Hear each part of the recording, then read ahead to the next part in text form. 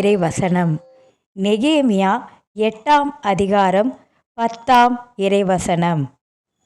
கர்த்தருடைய மகிழ்ச்சியே உங்கள் பலம். பிரியமானவர்களே, இன்று நமது கர்த்தருக்கு பரிசுத்தமான நாள். அதனால் துக்கப்பட வேண்டாம்.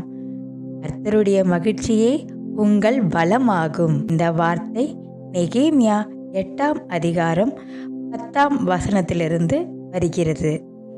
யூத மக்கள் சிறையிலிருந்து திரும்பி கடவுளின் நியாயப்பிரமாணத்தை கேட்டபோது அவர்கள் துக்கமாகிவிட்டார்கள்.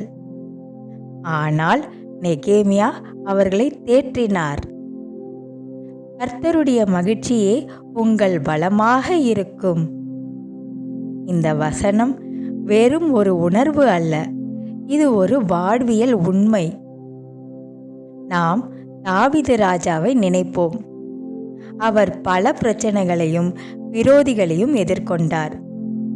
ஆனாலும் அவர் எப்பொழுதும் சங்கீதங்களில் இந்த உண்மையை நமக்கு கற்றுக் கொடுக்கிறார். கர்த்தரின் பிரசன்னத்தில் மகிழ்ச்சி உண்டு. அவரது வலது கை அமைதியை தருகிறது. துன்பத்தில் தாவீது எங்கே தங்கினார்? கர்த்தரின் மகிழ்ச்சியில்.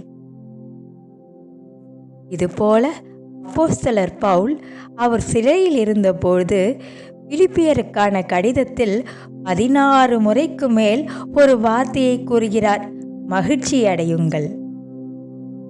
இது எளிதா? அல்ல. ஆனால் அவர் மகிழ்ச்சி கொண்டிருந்தார். ஏனென்றால் அவர் வலிமையின் மூலம் அல்ல, கடவுளின் மகிழ்ச்சியின் மூலம் வாழ்ந்தார். நாம் நம்முடைய வாழ்க்கையில் பல சோதனைகளை சந்திக்கிறோம். வேலை பிரச்சனை, குடும்ப சிக்கல்கள், உடல் நலக்குறைவு. இருப்பினும் எழுந்து நிற்க நமக்கு தேவையான வலிமை எங்கு இருக்கிறது?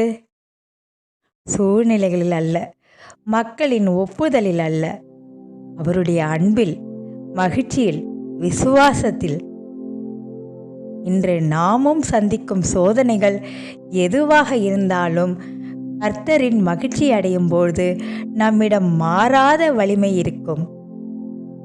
நினைவில் கொள்வோம், இந்த உலகத்தில் மகிழ்ச்சி நிலையானதல்ல. ஆனால் கர்த்தரின் மகிழ்ச்சி நம்மை தாங்கும், நம்மை பலப்படுத்தும். ஆம் பிரியமானவர்களே, நாம் எல்லோருமாக கர்த்தரிடம் ஜெபிக்கலாம். வாருங்கள். ஜெபம்.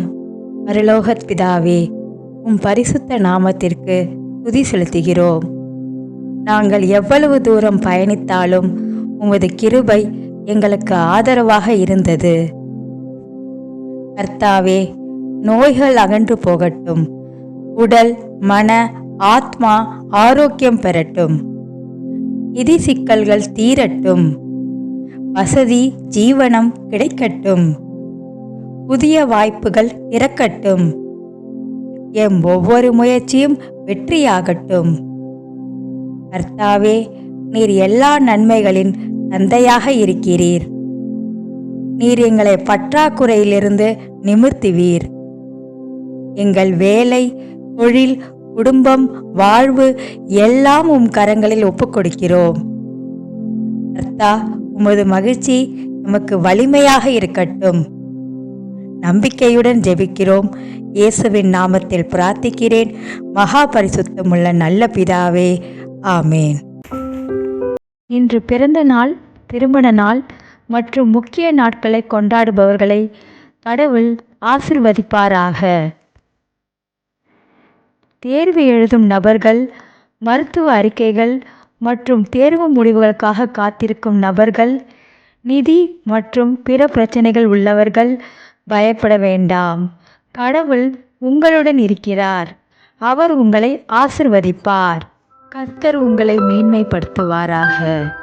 உங்கள் விசுவாசத்தின் அடையாளமாக ஆமேன் என்று கமெண்ட் செய்யுங்கள்.